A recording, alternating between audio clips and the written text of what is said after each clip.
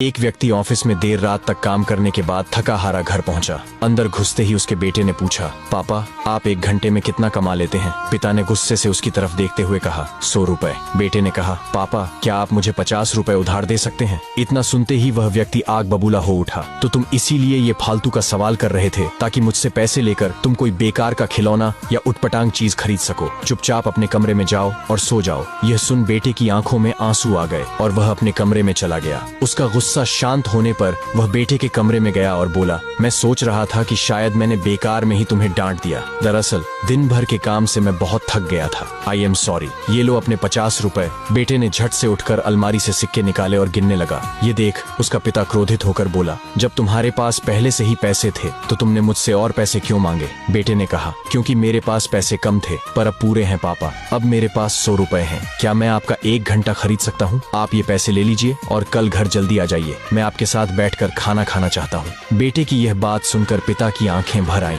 दोस्तों, इस तेज रफ्तार जीवन में हम कई बार खुद को इतना बिजी कर लेते हैं कि उन लोगों के लिए ही समय नहीं निकाल पाते जो हमारे जीवन में सबसे ज्यादा इम्पोर्टेंस रखते हैं। इसलिए हमें ध्यान रखना होगा कि इस आपाधापी में भी हम अपने माँ बाप, जीवन साथी, बच्चों और मित्रों के लिए समय निकालें, वरना एक दिन हमें भी एहसास होगा कि हमने छोटी मोटी चीज पाने के लिए कुछ बहुत बड़ा खो दिया।